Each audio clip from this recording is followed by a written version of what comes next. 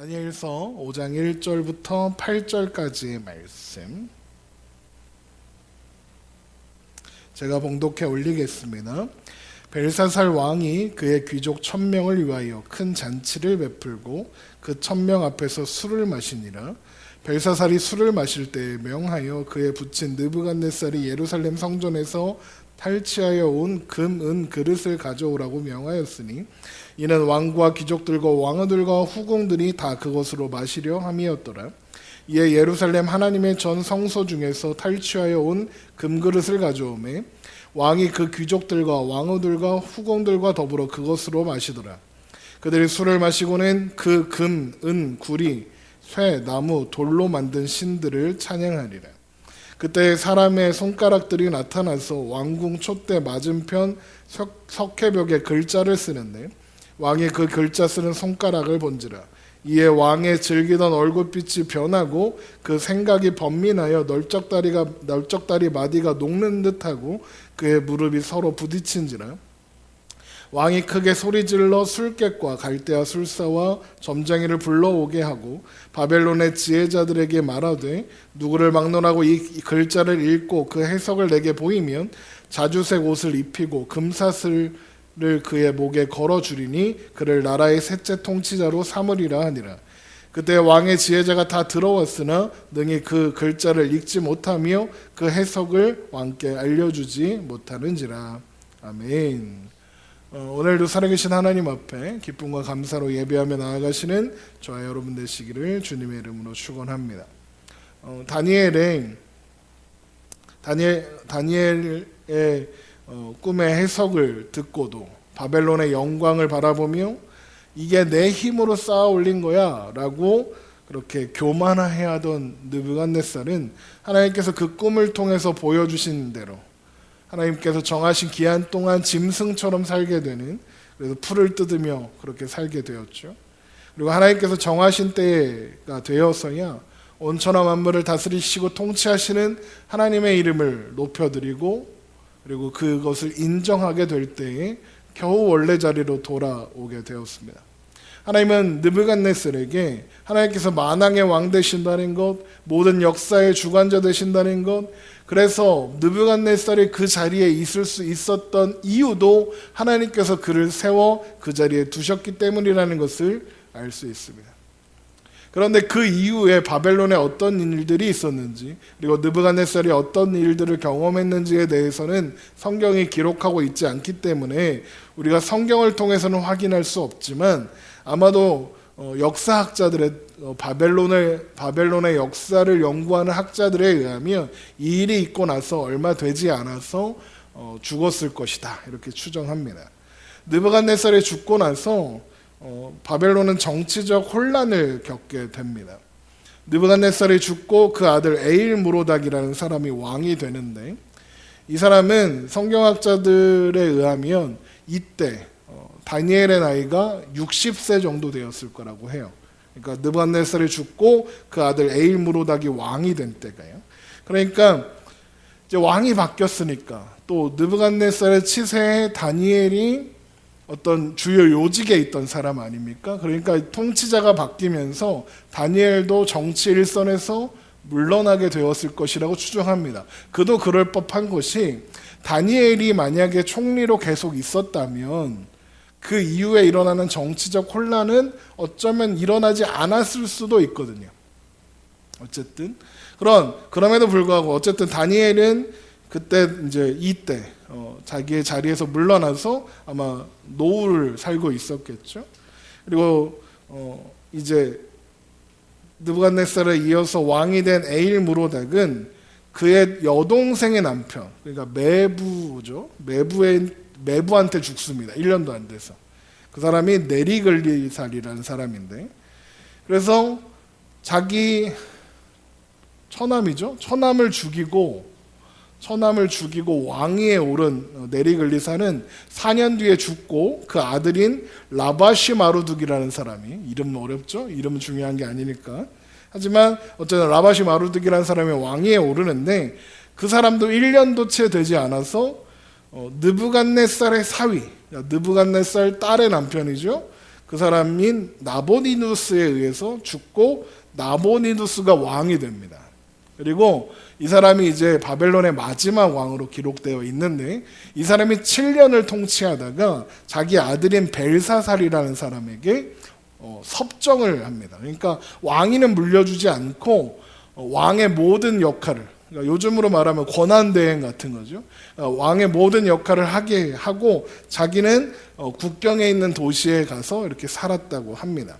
그리고 그 섭정하고 있는 왕 벨사살이 오늘 본문에 나오는 다니엘 5장에 나오는 느부갓네살의 아들이다라고 소개되는 벨사살입니다. 그러면 목사님, 벨사살은 느부갓네살 아들이 아닌데 왜 아들이라고 성경이 기록하고 있습니까? 라고 하는 것은 족보를 따져보면 느부갓네살의 손자가 되죠. 이 아들은 후손이라는 뜻입니다. 그러니까 느부갓네살의 후손이기 때문에 아들로 소개하는 거예요. 역사학자들은 이제 지금 나보니누스, 벨사살이 마지막 왕이라고 기록하지 않고 나보니누스를 왕이라고 하는데 아까 말씀드린 것처럼 왕위를 물려받지 않고 권한대행을 했기 때문에, 그래서 마지막 왕은, 역사 속에서 마지막 왕은 나보니누스지만 물론 왕위만 물려받지 않았지 실질적인 왕이었어서 성경은 그를 벨사살 왕이다라고 부르고 있는 겁니다. 자, 그런데 오늘 본문이 어떻게 시작하냐면 벨사살 왕이 귀족 1000명을 위해서 큰 잔치를 열었다는 이야기로 오늘 이야기가 시작되죠. 다니엘 5장 1절입니다. 벨사살 왕이 그의 귀족 1000명을 위하여 큰 잔치를 베풀고 그 1000명 앞에서 술을 마셨다, 이렇게 돼 있죠. 그날 밤은 바벨론이 멸망하는 밤입니다. 그러니까 지금 얘네들이 평온한 상태에서 잔치를 벌이는 게 아니라요, 페르시아군, 이제 바벨론을 무너뜨리고 새로운 제국을 세우게 되는, 우리가 성경의 기록으로는 메데와 바사, 그 메데와 바사의 군대가 지금 성을 둘러싸고 있는 상황이에요. 그러니까 그 밤에 벨사살은 죽고 그리고 바벨론 성이 그 메데와 바사군에게 함락되는 그런 일이 있습니다. 그런 일이 어떻게 있냐고요? 5장 30절을 보세요. 다니엘 5장 30절. 그날 밤에 갈대 왕 벨사살이 죽임을 당하였다. 그리고 다리오가 왕위에 올랐다. 이런 이야기가 기록되어 있죠.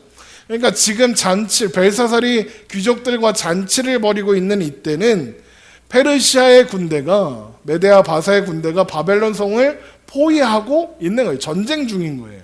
그런데 적국의 군대가 성을 둘러싸고 있는데 잔치를 벌이고 있어요. 이게 말이 됩니까? 제정신이 아니네? 이런 생각이 들 수 있죠. 저기 성을 포위하고 있는데 잔치를 벌이다니. 그러면 왜 벨사살은 적군이 성을 이렇게 둘러싸고 있는데, 포위하고 있는데 잔치를 벌이면서까지 여유를 굳이 부리고 있는 걸까요? 두 가지 이유가 있습니다.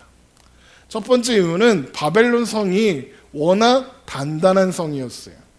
바벨론 성을 보면서 그 성을 자랑스러워했던 느부갓네살이 그 성을 자랑스러워할 만할 정도로 어마어마하게 완벽한 요새로 만들어 놓았기 때문에 그렇습니다.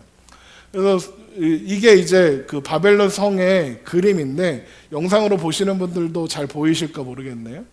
이 바벨론 성이요, 어떻게 구조가 되어 있냐면 일단 성벽이 4개예요. 사중으로 성벽이 세워져 있단 말이죠. 가장 안쪽에 있는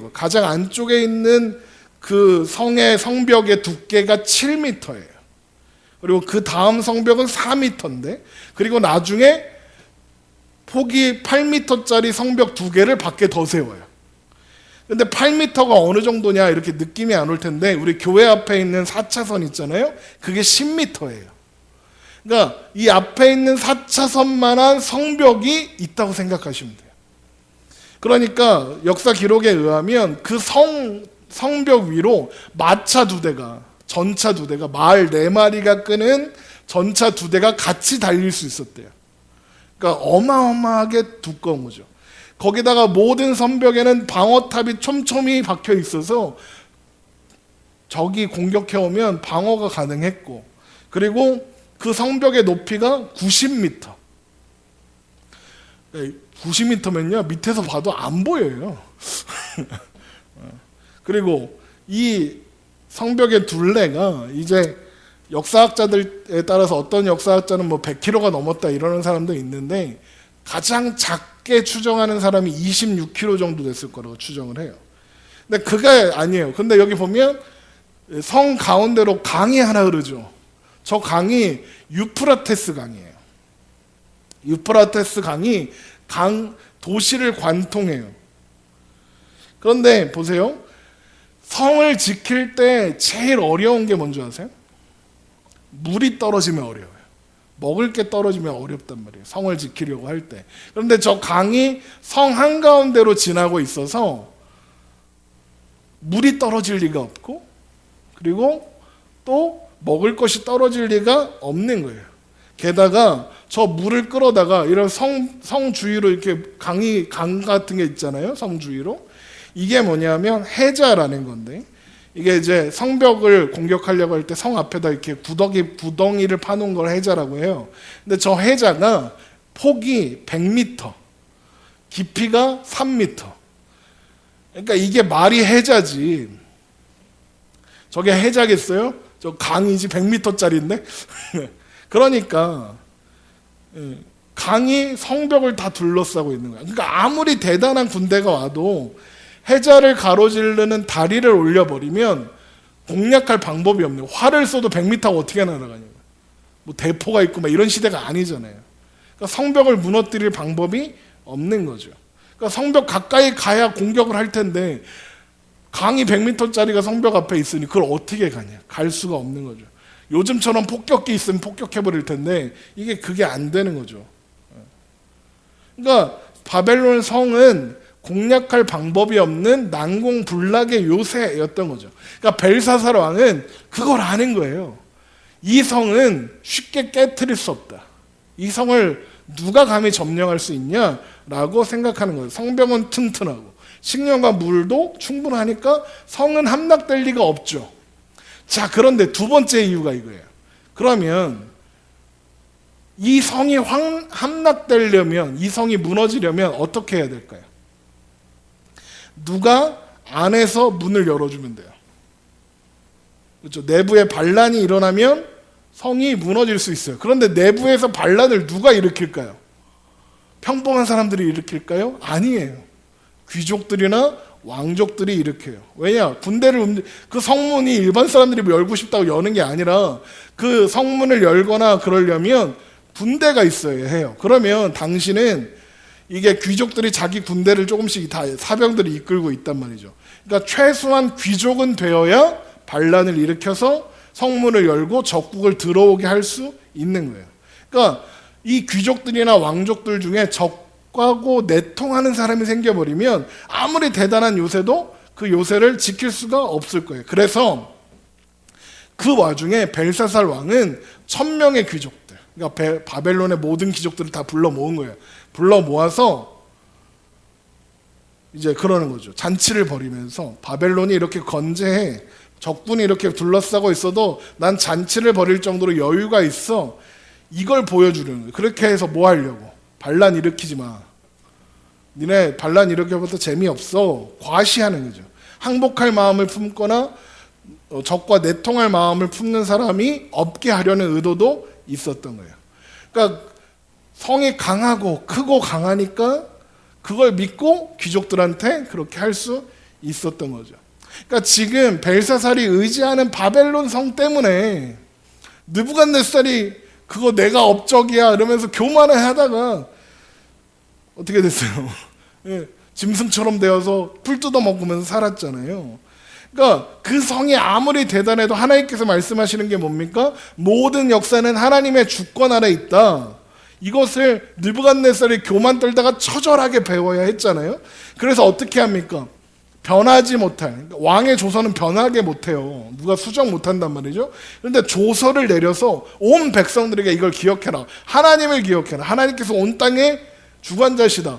왕을 세우고 패하는 거 하나님께 달렸다. 이거를 조서를 내려서 그 후손 대대로 기억하게 했단 말이에요. 그러면 벨사살이 그거 알았을까요? 몰랐을까요? 당연히 알았겠죠. 그런데 그 후손인 벨사살이 이제 느부갓네살보다 그 성벽을 더 자랑스러워하면서 이제 어떤 군대가 감히 이 성벽을 넘어올 수 있겠냐 하면서 자만하고 교만해하는 거예요. 그러니까 벨사살이 뭘 해요? 오바를 하는 거예요. 무슨 오바를 하냐? 느부갓네살이 예루살렘 성전에서 탈취해 와서 자기 신전에 두었던 금은 그릇을 가져오라고 해요. 그리고 그 그릇에 먹고 마시면서 금, 은, 구리, 쇠, 나무, 돌로 만든 신을 찬양하는 거예요. 그러니까 지금 이게 어떤 상황이냐면 각 자기가 이제 그 바벨론이 다른 나라들을 멸망시키면서 그 나라를 멸망시킬 때 같이 이렇게 부서뜨리는 게 있잖아요. 그게 신전이란 말이에요. 그 신전을 무너뜨리고 그 신전에서 주신이 되는, 그러니까 대표적인 신이 되는 걔네들의 신상이나 이런 것들을 탈취해서 와서 자기들 신전에 두었단 말이에요. 그러니까 지금 그런데 하나님의 성전에는 하나님 모양을 한 신상이 없잖아요. 하나님 그거 제일 싫어하시니까요. 그러니까 예루살렘 성전에서는 금은 그릇들을 가져온 거예요. 그리고 자기가 지배한 나라들의 신들을 다 가져온 거예요. 자기 신전에 있는 신들도 가져와서 그 신들 앞에 이렇게 건배를 하면서 예루살렘 성에서 가져온 예루살렘 성전에서 가져온 금은 그릇에 술을 마시는 거죠. 5장 2절을 보세요. 벨사살이 술을 마실 때에 명하여 그에 붙인 느부갓네살이 예루살렘 성전에서 탈취하여 온 금은 그릇을 가져오라고 명하였으니 이는 왕과 귀족들과 왕후들과 후궁들이 다 그것으로 마시려 함이었더라. 이에 예루살렘 하나님의 전 성소 중에 탈취하여 온 금그릇을 가져오매 왕이 그 귀족들과 왕후들과 후궁들과 더불어 그것으로 마시더라. 그들이 술을 마시고는 그 금은 구리, 쇠, 나무, 돌로 만든 신들을 찬양하니라. 이게 무슨 말이냐? 지금 각국에서 가져온 그 우상들을 쭉 세워놓고 또 자기들 바벨론의 신 세워놓고 하나님의 성전에서 가져온 그릇을 가지고 술을 마시면서 야 봐라 우리가 지배한 나라들이 이렇게 많다. 우리가 지배한 신들이 이렇게 많다. 이 신들이 우리를 다 지켜준다. 이렇게 자랑하는 거예요. 그러고 있는 거죠. 그러면서 느부갓네살이 가져온 하나님의 성전에서 가져온 금금 그릇을 마신다는 건 무슨 뜻일까요? 느부갓네살이 내린 조서. 하나님이 왕을 세우고 패한다.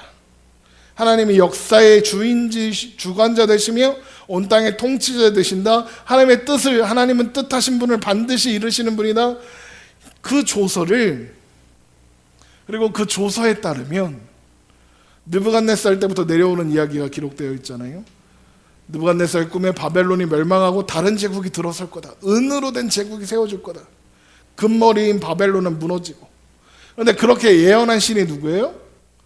예루살렘에서 탈취해온 그 금은으로 된 그릇을 가져온 그 신, 여호와라는 신이 느부갓네살이 그 예루살렘 성전 무너뜨리고 하나님을 죽였다 그러면서 금신상 세운 거잖아요. 그랬다가 이제 그 짐승처럼 기게 된 거잖아요. 그러니까 결국에는 하나님이 역사의 주관자십니다. 이렇게 처절하게 배우고 인정할 수밖에 없어야 되었죠. 근데 벨사살은 그 말이 싫은 거예요. 얘네 다 내가 지배하는 애들. 여호와? 야, 여봐라. 내가 여호와의 성전에서 가져온 금은 그릇에서 술을 마신다. 이거 아무것도 아니다. 그러니까 느부갓네살이 내린 조서를 무시하는 거예요. 누굴 무시하는 거예요? 그러면 하나님을 무시하는 거예요. 하나님이라는 분이, 하나님이라는 신이 그 예루살렘에서 가져온 그 금은 그릇밖에 없는 그 신이 우리한테 얘기한 게 뭐예요? 바벨론이 무너진다는 거죠. 근데 지금 적군이 둘러싸고 있어. 그러니까 어떻게 해요? 성이 무너질 리가 없어. 여봐, 여호와라는 신의 금그릇도 은그릇도 여기 있어. 그러면서 말하고 싶은 거예요. 내가 여호와뿐만 아니라 이 모든 신들을 지배하는 신이. 그거 하고 싶은 거예요. 여호와는 죽었다.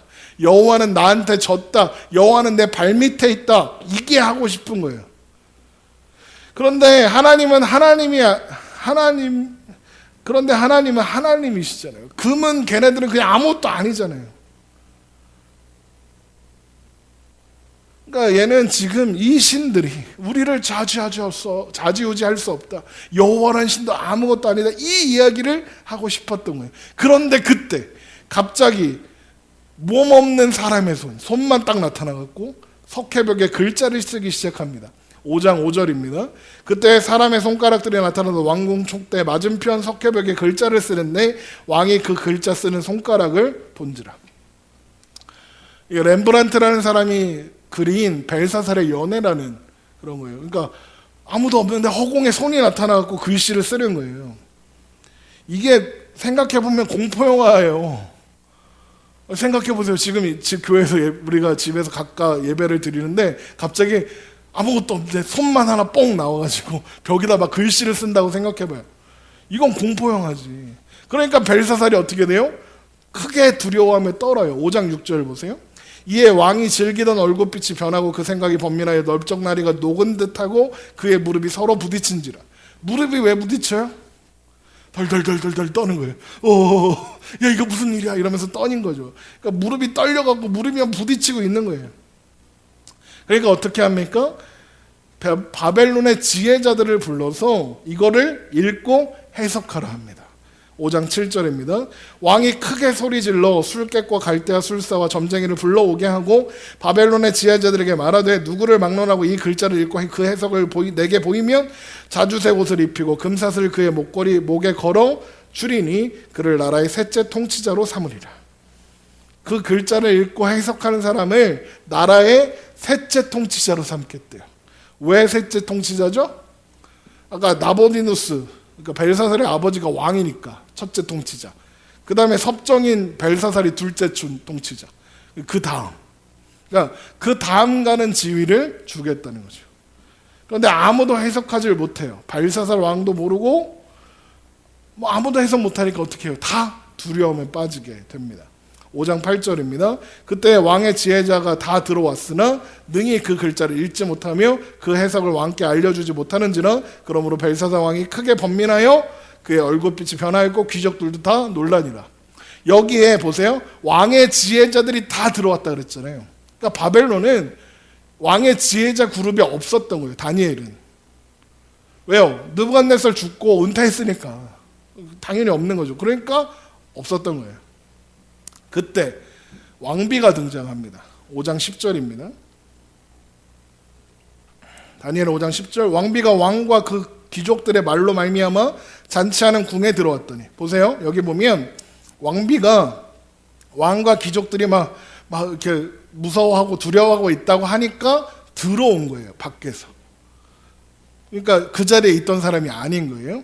이에 말하여 이르되 왕이여 만수무강하옵소서. 왕의 생각을 번민하게 하지 말며 얼굴빛을 변할 것도 아니니이다. 왕의 나라에 거룩한 신들의 영이 있는 사람이 있으니 곧 왕의 부친 때에 있던 자로서 명철과 총명과 지혜가 신들의 지혜와 같은 자니이다. 왕의 부친 느부갓네살 왕이 그를 세워 박수와 술객과 갈대아 술사와 점쟁이의 어른을 삼으셨으니 왕이 벨드사살이라 이름하는 이 다니엘은 마음이 민첩하고 지식과 총명이 있어 능히 꿈을 해석하며 은밀한 말을 밝히며 의문을 풀 수 있었나이다. 이제 다니엘을 부르소서. 그리하면 그가 그 해석을 알려드리리다 하니라. 이렇게 보세요. 이 왕비는 벨사살의 아내를 가리키는 게 아니에요. 왜냐하면 우리 5장 2절에서 보면 잔치에 참여한 사람들 중에 벨사살의 왕후가 있었어요. 그러니까 왕비는 또 밖에서 들어왔다 그랬잖아요. 이 왕비는 누구냐?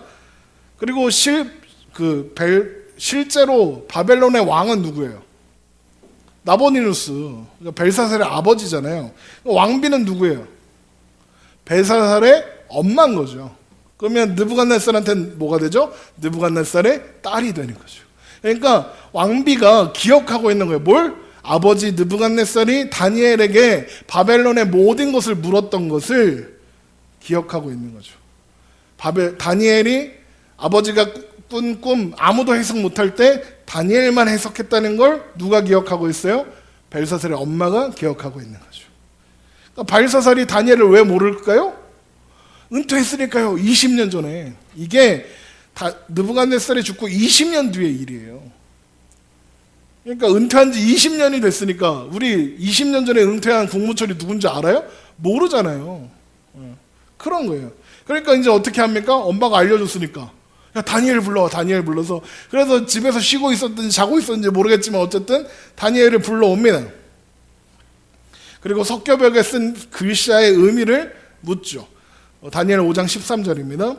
이에 다니엘이 부름을 받아 왕의 앞에 나오매 왕이 다니엘에게 말하되 내가 나의 부왕이 유다에서 사로잡아온 유다 자손 중에 그 다니엘이냐. 처음 보는 것처럼 얘기하죠.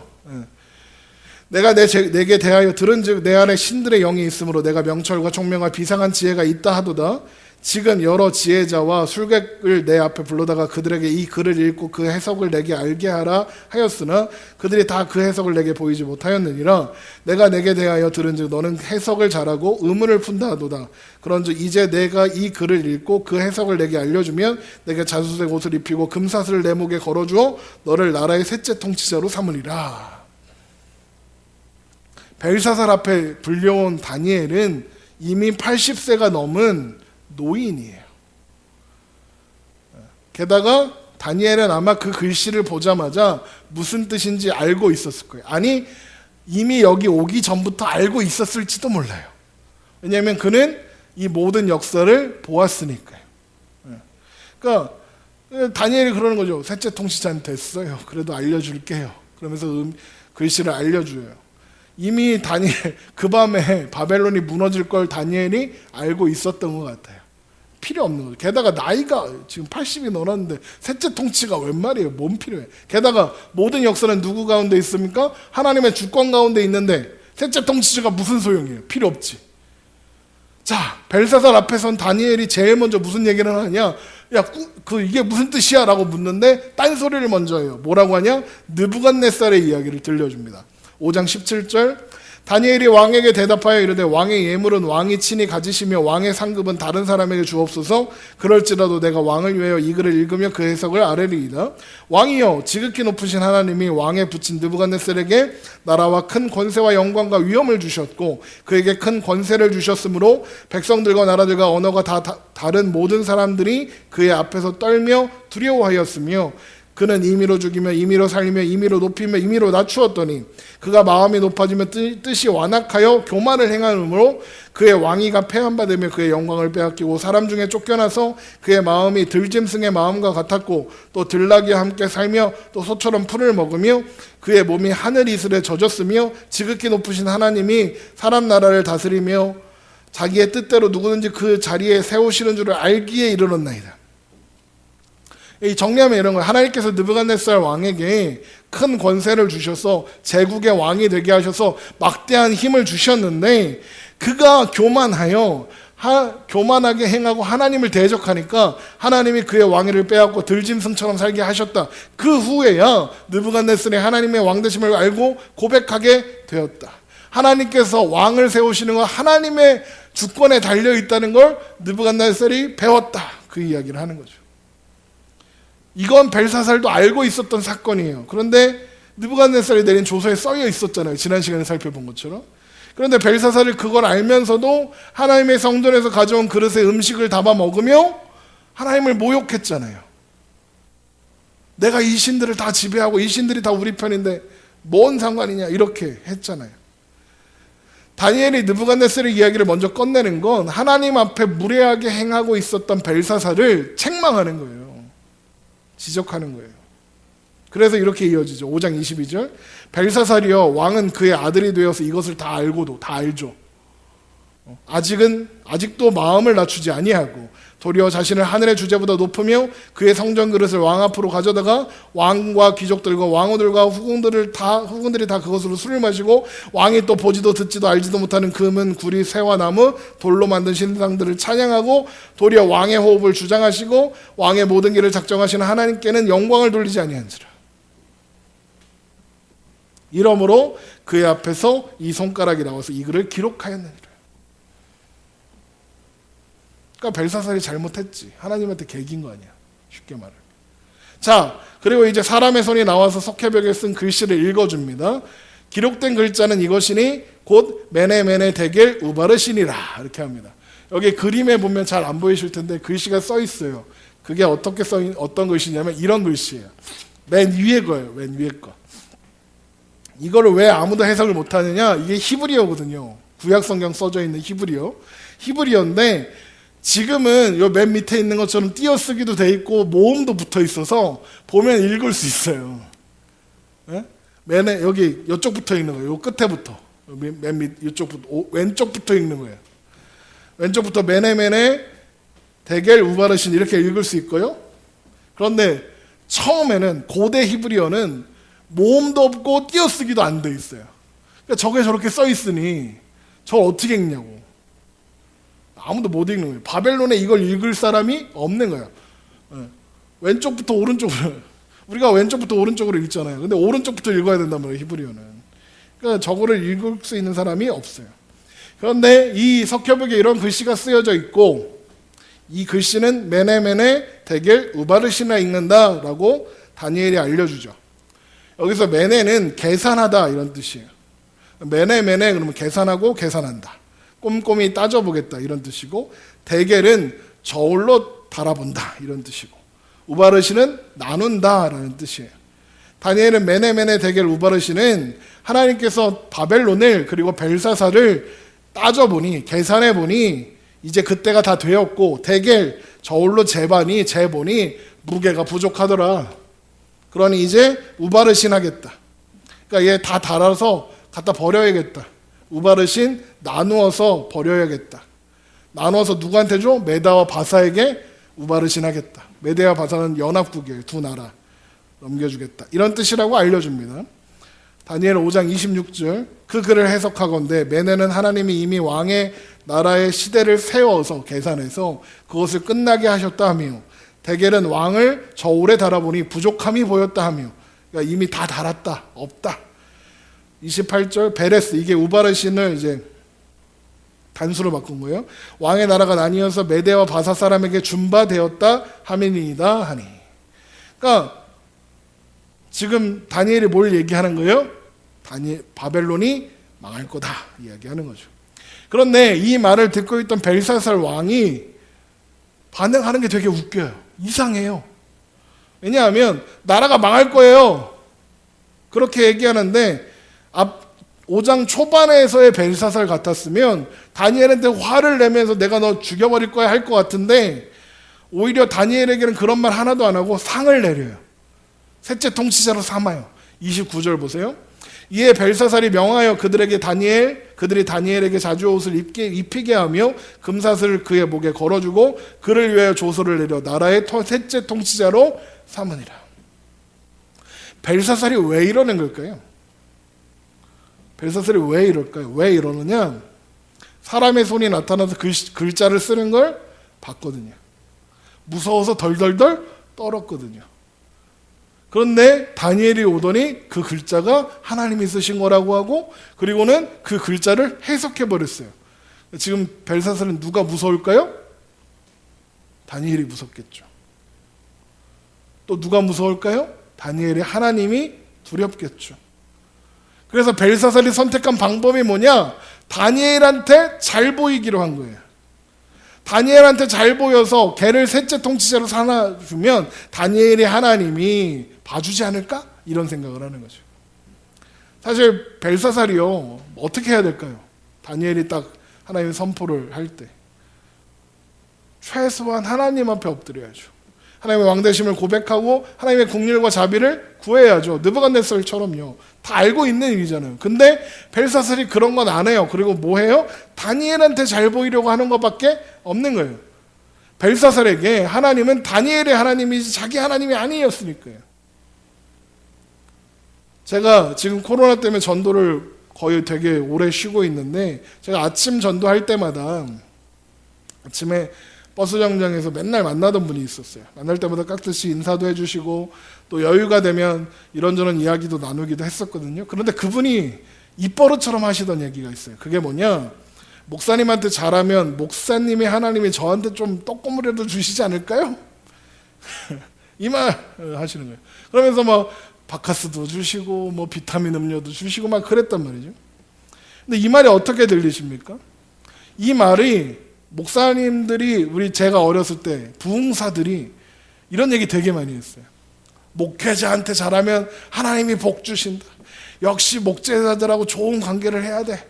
그러면 목사님 차 사줘, 집 사줘, 뭐 옷 사줘, 막 그러면 하나님이 복 주셔, 막 이런 얘기 했단 말이죠.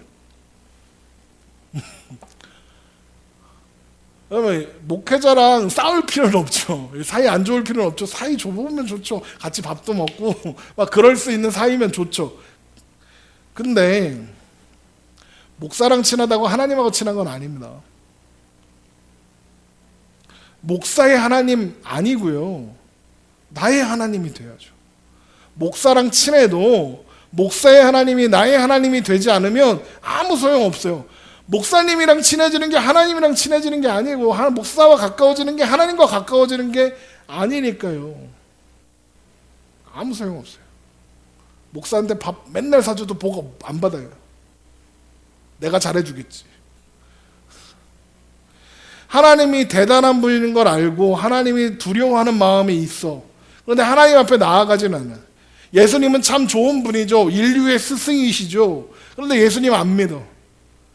그게 하나님께 택함받지 못한, 하나님을 믿지 않는 자들에게 그게 최선인 거예요. 사람한테 잘하려고 하지 말고 하나님 앞에 나아가세요. 그날 밤 벨사살은 죽고 바벨론은 멸망합니다. 5장 30절 보세요. 그날 밤에 갈대아 왕 벨사살이 죽임을 당하였고 메대 사람 다리오가 나라를 얻었는데 그때 다리오는 62세였더라. 다리오에 대한 이야기는 다음 주에 자세히 살펴볼 거고요. 그렇게 절대 무너지지 않을 거라고 자부했던 바벨론 성이 그렇게 쉽게 무너졌습니다. 하나님께서 금머리라고 하실 만큼 화려하고 웅장했던 그 제국이 하루아침에 하룻밤에 무너져 내린 거예요. 느부갓네살의 꿈에서 본 대로 금머리였던 바벨론은 사라지고 은으로 된 가슴, 새로운 제국이 시작되고 있는 거죠. 이게 이제 메데와 바사인데 우리가 아는 페르시아요. 페르시아가 어떻게 바벨론 성을 점령했을까? 역사학자들이 이렇게 얘기해요. 페르시아 군이 바벨론으로 흘러가는 그림 있나? 없네. 바벨론으로 흘러오던 유프라테스 강이 있었잖아요. 그걸 상류에서 막아버린 거예요. 어떻게 될까요?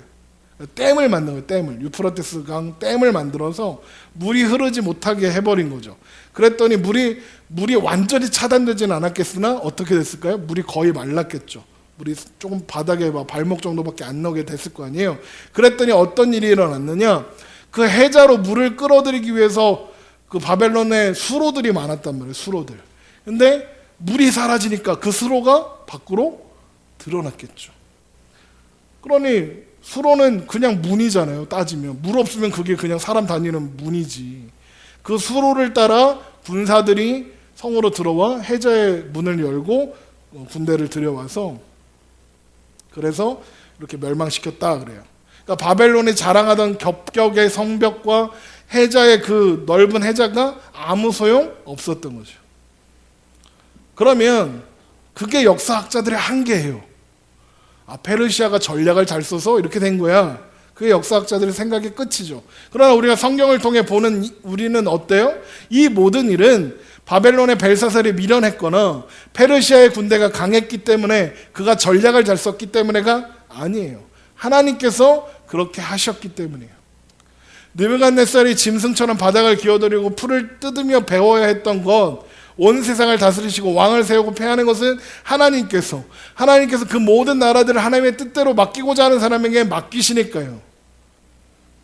결국 다니엘 5장이 우리에게 이야기하는 것, 바벨론 제국이 멸망한 게 누구의 손에? 하나님 손에 달려있다, 이 이야기를 하는 거예요. 다니엘서를 시작하면서 다니엘서를 계속 이야기한 게 뭐예요? 바벨론의 포로로 잡혀오게 된 이스라엘 백성들에게, 그리고 우리에게 역사를 주관하시는 분은 하나님이시니까 두려워하지 말라. 역사를 인도하시는 분이 하나님이시다. 두려워하지 말라. 너희가 당하는 모든 일들 하나님의 뜻 가운데 일어나는 일이니 두려워할 필요 없다 말씀하시는 거죠. 하나님은 느부갓네살에게 일어난 모든 사건들을 통해, 그리고 벨사살이 본 손이 나와서 벽에 글씨 쓴 것을 통해서, 그리고 일어난 모든 사건들을 통해서 세상에는 영원한 나라가 없고 아무리 대단해 보이는 그 제국도 하나님의 손에 달려있다, 이걸 확인시켜 주시는 거죠. 느부갓네살이 꿈에서 본 신상이 뜨인 돌이 날라와서 그거 다 부숴버리고 그 뜨인 돌이 온 세계를 덮을 만큼 커졌다. 그게 뭐라고 했죠? 모든 역사의 끝에서 뜨인 돌 되시는 예수 그리스도께서 이 땅에 오셔서 영원한 나라를 완성하시고 그 나라가 영원할 것이다. 이런 의미라고 했잖아요. 여러분, 이 세상은 영원한 게 없어요. 오직 하나님 나라만 영원해요. 최후 승리는 예수 그리스도로 말미암아 세워진 하나님 나라에만 있는 거예요. 우리는 그 나라의 백성으로 부름받았어요. 하나님 우리를 선택하셨고 우리를 부르셨으며 예수님께서 다스리시는, 예수님께서 세우시고 다스리시는 그 나라, 영원한 하나님 나라의 백성으로 그 자녀로 삼아주셨어요. 하나님의 백성들은, 우리는 그걸 기억해야 하는 거예요. 벨사살과 그가 자랑했던 바벨론 성은 그렇게, 그 제국은 그렇게 끝났지만 하나님 나라에 사는 하나님의 백성들은 영원히 사는 거예요. 어쩌면 우리는 그 나라가 완성될 때까지 풀무불에 던져질 거예요. 아무도 주목하지 못하는 존재가 될 수도 있어요. 심지어는 사자굴에 던져질 수도 있어요. 여러분, 그럼에도 불구하고 우리가 사는 오늘은 하나님 안에 있는 거예요. 우리의 오늘은 하나님의 역사를 이루어가는 오늘인 거예요. 그러나 결국 세상은 먼지처럼 사라질 세상이에요. 하나님 나라만 영원해요. 주님께서 이런 말씀을 하시죠. 심령이 가난한 자는 복이 있나니 천국이 그들의 것입니다. 또 이런 말씀을 또 하세요. 의를 위하여 박해를 받는 자는 복이 있나니 천국이 그들의 것입니다. 심령이 가난한 자, 의를 위하여 박해받는 자 누구예요? 하나님 나라, 하나님 백성이라서 이 땅 가운데 사는 것이 힘겨운 우리들이잖아요. 나로서는 할 수 없고 하나님으로서만 할 수 있습니다. 나는 아무것도 할 수 없습니다. 주님만이 답이십니다. 주님만이 길이십니다. 고백하는 것, 그 마음이 심령이 가난한 거라고 했잖아요.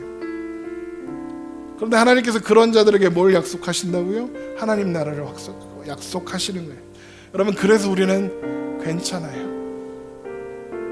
사자굴에 던져줘도 괜찮아요. 풀무불 한가운데 던져줘도 괜찮아요. 어떤 고난과 어려움 속에 던져줘도 괜찮아요. 왜요? 하나님께서 그 모든 순간들 가운데 함께 하시고, 그리고 그 모든 순간들 가운데 하나님이 그 모든 역사를 주관하고 계시니까요. 여러분, 하나님 나라를 바라봅시다.